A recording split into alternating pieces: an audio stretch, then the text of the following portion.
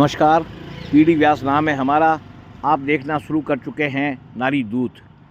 ये जो आपको शख्स दिखाई दे रहे हैं, ये चिकित्सा व स्वास्थ्य विभाग के एक्शन जेपी अरोड़ा है।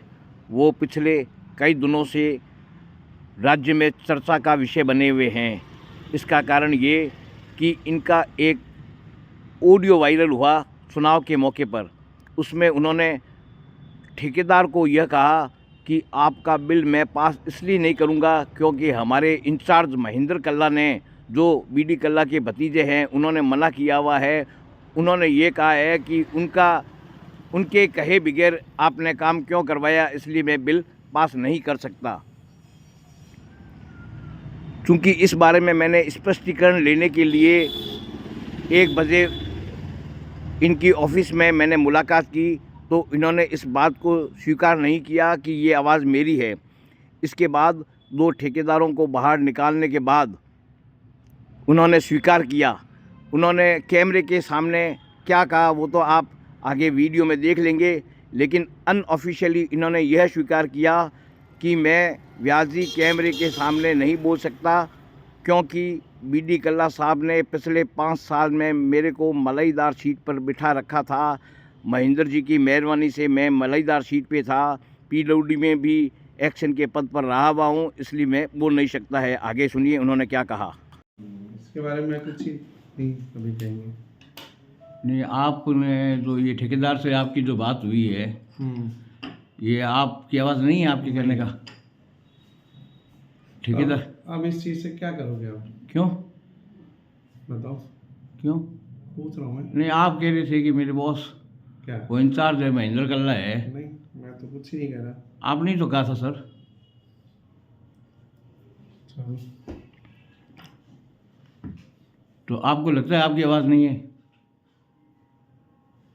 मेरी नहीं।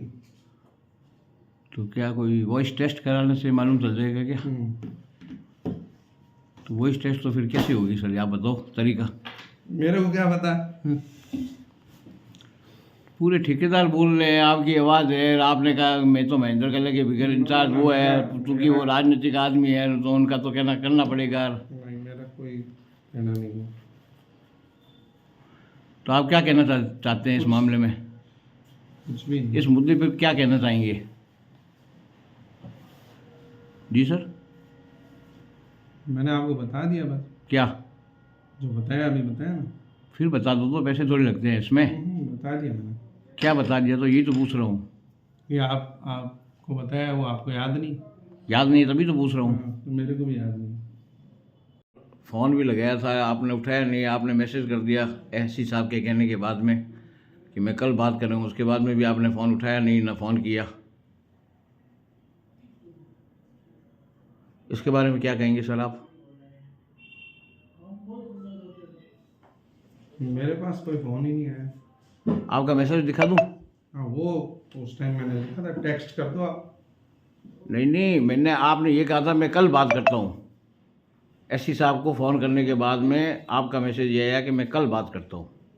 उसके बाद में आपने ना तो कल बात की, ना कोई मैसेज आया, ना फ़ोन किया। जी याद नहीं मैंने क्या कहा। मैसेज में है, मैसेज बोल रहे, लिखित में पड़ा है मेरे पास, दिखा दूँ? मैसेज पड़ा होगा राणा भाई। वो मैसेज फर्जी है क्या सर? मैं क्या कह सकता हूँ? तो मैसेज आपने किए है तभी तो। मैं इसके बारे में कुछ नहीं कह सकता सर मैसेज आपने किया है कि मैं कल बात करता हूँ। अब आपने कहा मेरे को याद ही नहीं है। मैसेज तो लिखित में बोल रहे हैं, मुंह से कहते तो किया होगा, मेरे को क्या पता। आपने फोन मैसेज किया याद नहीं है?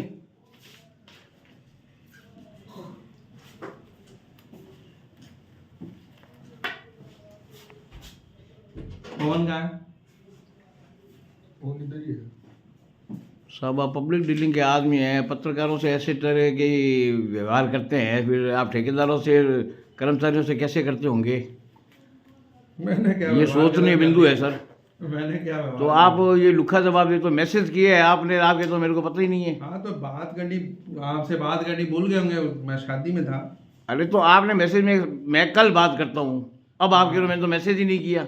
नहीं, मेरे को तो याद ही नहीं है। किया होगा में तो आधी हो गई ना बात सर। किया होगा मैंने। मैसेज हो सकता है, जैसे कोई कॉल पे बात नहीं कर पाए I will call you later. आपके एससी साहब ने कहा मैंने एक्शन को बोल दिया आपसे बात करते हैं, फिर आपने मैसेज किया sir. I will call you later लिख दिया होगा मैंने। नहीं नहीं, इसमें स्पष्ट लिखा हुआ है कल बात करता हूँ। हाँ तो कल टाइम नहीं मिला होगा।